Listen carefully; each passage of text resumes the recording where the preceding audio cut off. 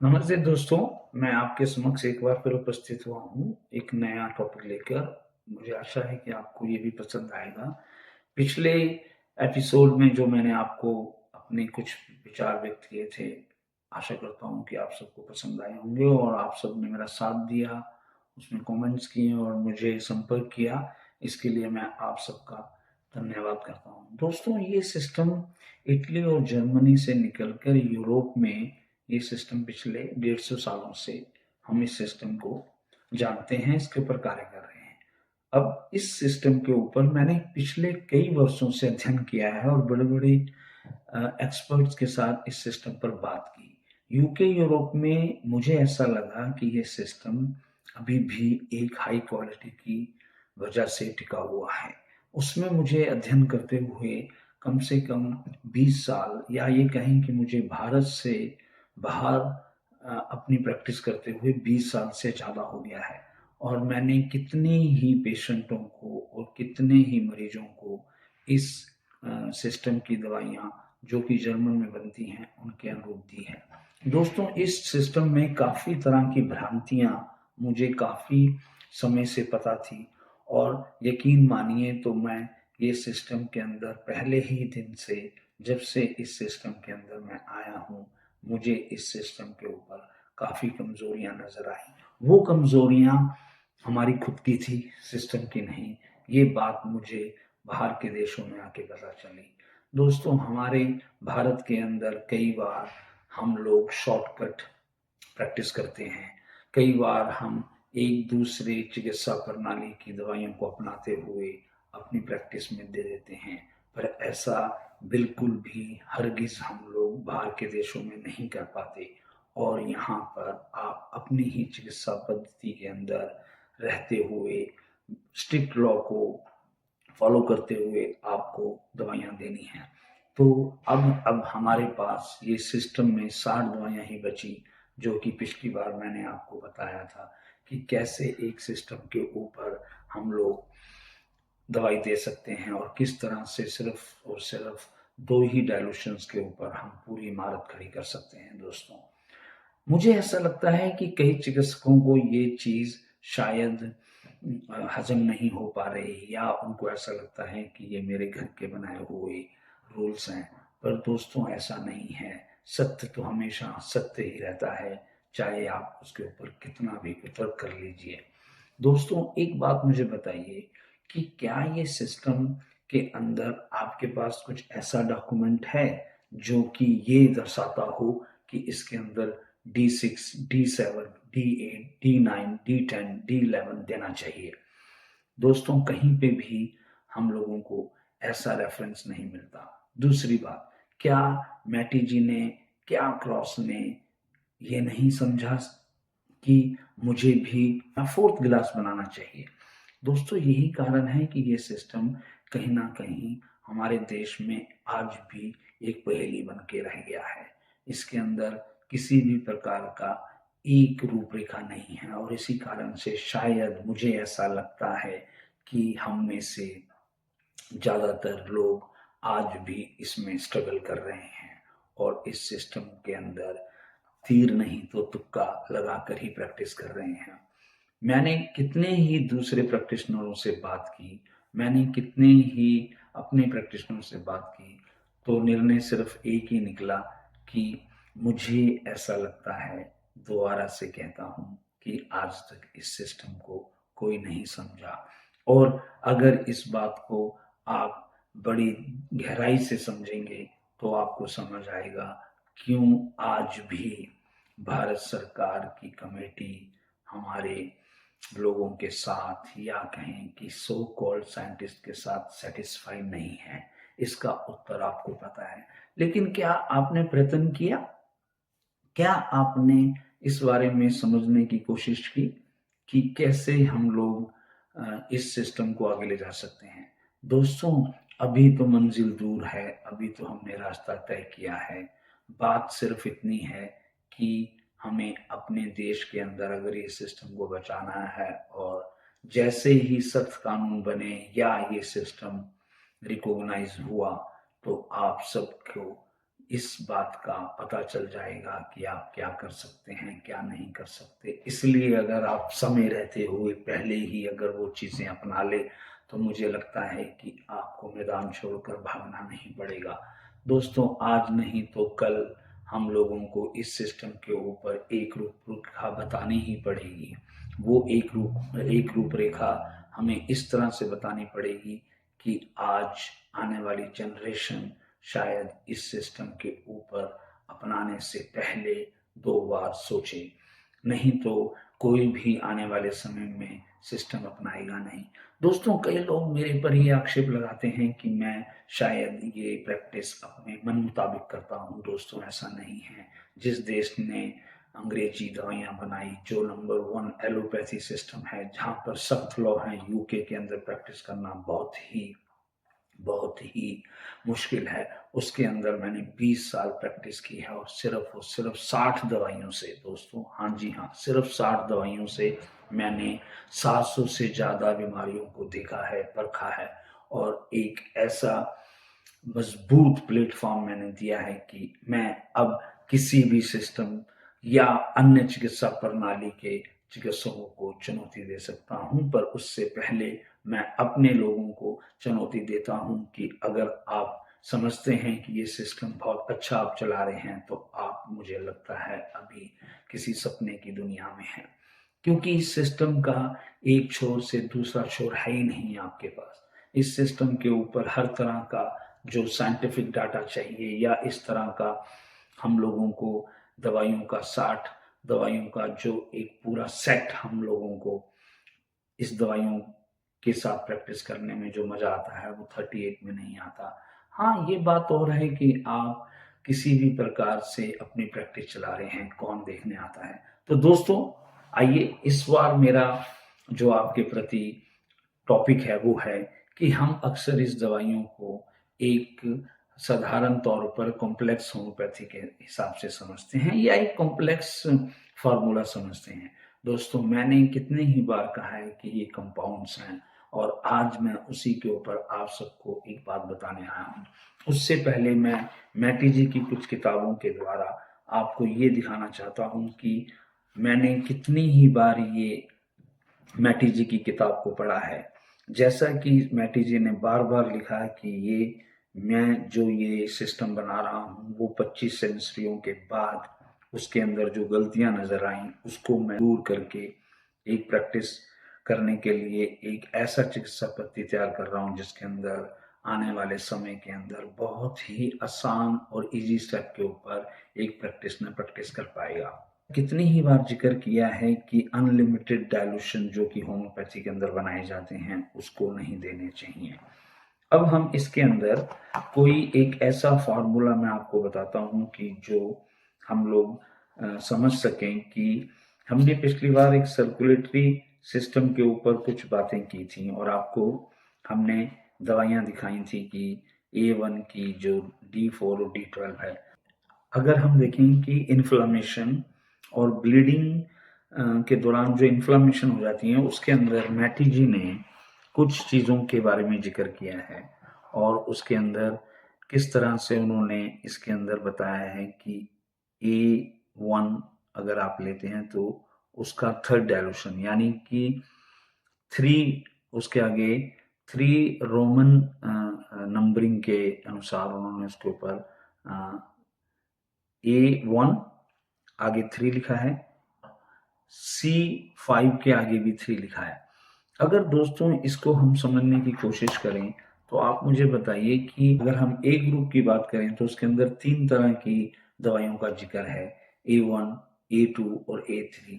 क्या आपने सोचा है कि A1, A2, A3 किस दायरे में आती है या किस तरह के रोगों को ठीक करती है? पर उससे पहले हम लोग इसके बारे में फिजियोलॉजी समझते हुए पैथोलॉजी समझने की कोशिश करते हैं कि A1 का मतलब होता है कि इसके अंदर जो आर्टेरियल सर्कुलेशन है, उसको ठीक करेगी।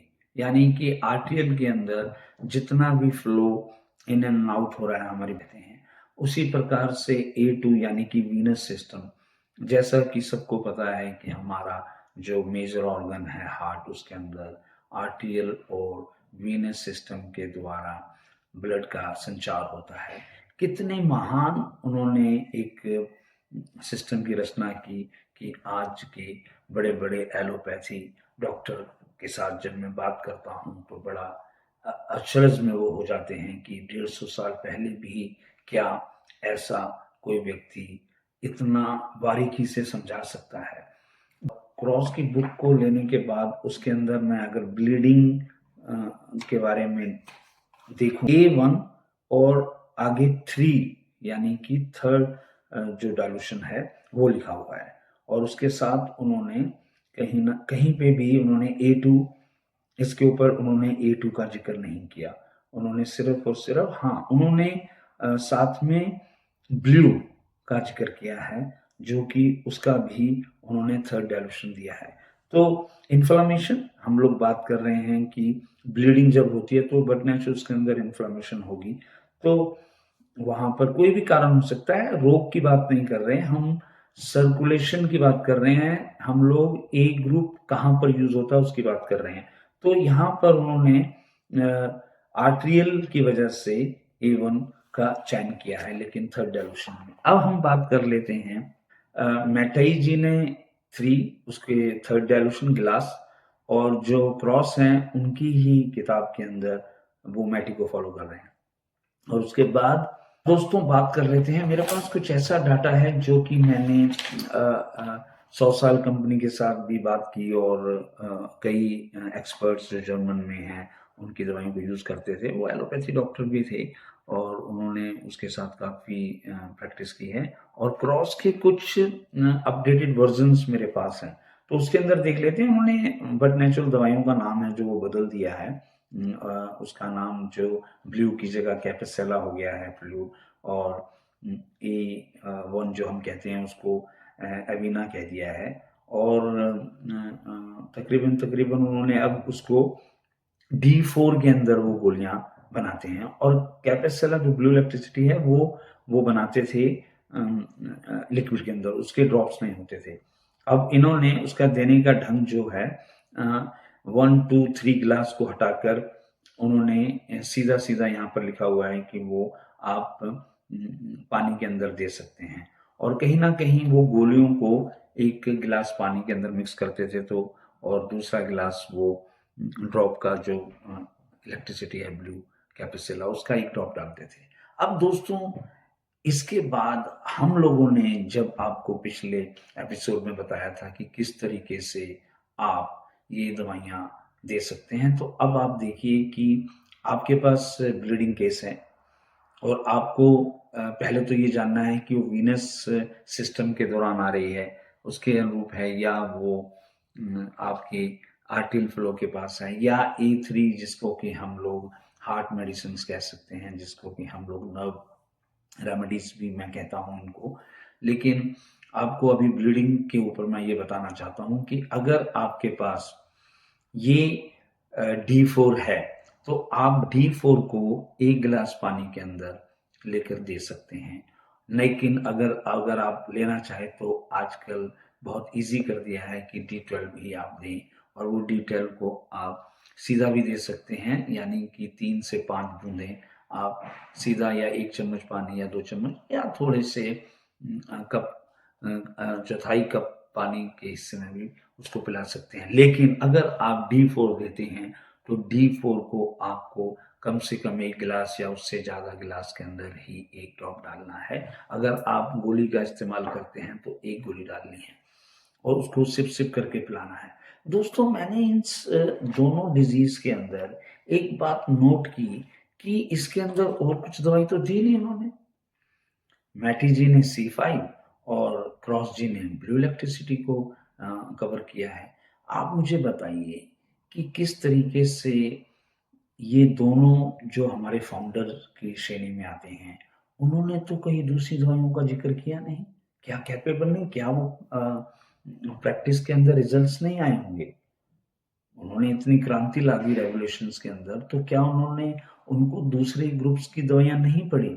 आपको मैं यहीं पर एक चीज़ और बताता हूँ कि अगर हम कोई और बीमारी को उठा के देखें, जैसा कि इसमें ब्रोंकाइटिस लिखा है, मैं उसी के नीचे पढ़ रहा हूँ। उसके अंदर उन्होंने पी ग्रुप, मैटी जी ने पी ग्रुप का ज़िक्र किया है और उसके साथ-साथ उन्होंने सी ग्रुप का ज़िक्र किया है और उसके साथ-साथ उन्होंने वहाँ पर अम, ग्रीन इलेक्ट्रिसिटी का ज़िक्र किया है।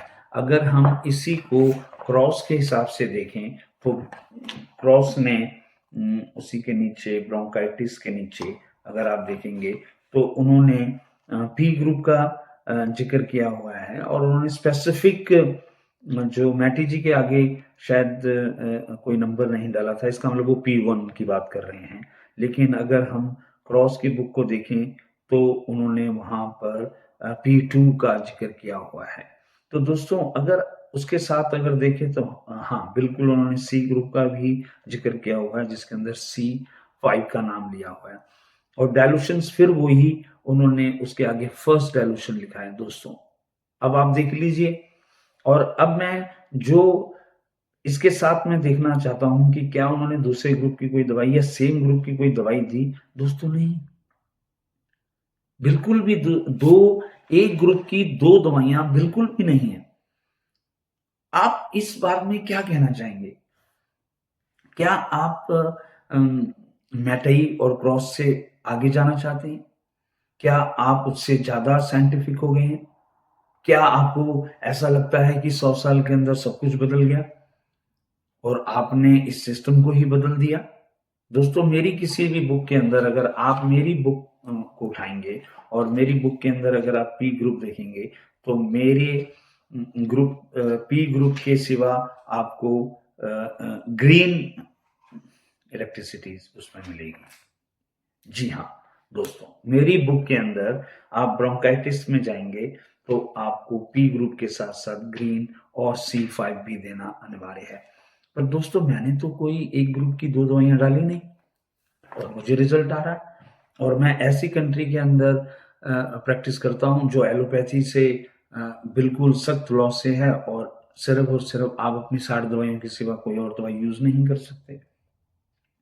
क्या कारण है कि आप सब ए ग्रुप के अंदर कई दवाइयों के अंदर ए और ए3 दोनों डाला हुआ है। कई दवाइयों के अंदर C5 के साथ-साथ आपने C9 भी डाल दिया है या C2 भी डाल दिए हैं। आप देख लीजिए दोस्तों आपके पास सारी किताबें होंगी, आप फ़ॉर्मूला देख लीजिए। एक फ़ॉर्मूले के अंदर 10-10 दवाइयाँ डाली हुई हैं। मुझे तो किसी भी किताब के अंदर नहीं दिखी, यहाँ तक कि 100 साल पुराना जो ये कंपनी इस दवाई को चलाती है, जो गर्व महसूस करते हैं कि पहले तो उसको मानते ही नहीं थे कि वो हमारे सिस्टम के साथ संबंध रखती है। कुछ सो कॉल्ड साइंटिस्ट आके कहते थे कि नहीं वो अलग है, होम्योपैथिक है। तो आज जब उसको ही मानने लगे हैं, तो उसका किसी भी किताब के अंदर उन्होंने एक ग्रुप की 2 दवाइयाँ यूज़ नहीं की हुई। और उसके बाद मैं आपके सामने यहाँ पर पिछले 20 सालों से प्रैक्टिस कर रहा हूँ। मेरे गुरु डॉक्टर सत्यपाल जी ने प्रैक्टिस किया, उन्होंने तो एक ग्रुप की 2 दवाइयाँ यूज़ नहीं की। तो क्या मैटी जी भी तो 2 दवाइयाँ मिला सकते थे? तीर-तुक्का चला सकते थे?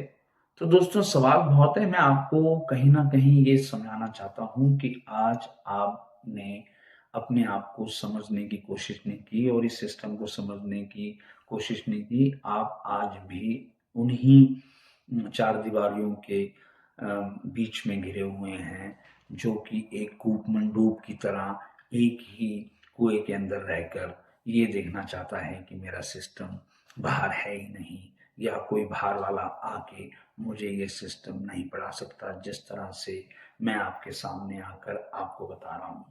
दोस्तों, फिर दोबारा से मैं आपके सामने उपस्थित होऊँगा और बस इसी उम्मीद के साथ कि आपको अगर किसी भी प्रकार की जर्मन मेड मेडिसिन्स की आवश्यकता है, अगर आप चाहते हैं कि आप इस सिस्टम के अंदर एक बहुत ही काबिल और एक्सपर्ट की ख्याति प्राप्त करना चाहते हैं, तो दोस्तों ज़रूर मुझे संपर्क कीजिएगा ताकि मैं आपका मार्गदर्शन कर सकूँ, एक दूसरे का साथ देकर हम लोग काबिल बन सकें और जर्मन मेड की प्योर दवाइयाँ हम आपके डोर स्टेप पर उपलब्ध करवाने की क्षमता रखते हैं दोस्तों। आज ये सब हम लोगों को अपनाना बहुत ही ज़रूरी होगा। दोस्तों आशा करता हूँ आप सबको बहुत ही ज़्यादा ये एपिसोड पसंद आएगा। सभी को मेरी प्यार भरी नमस्ते।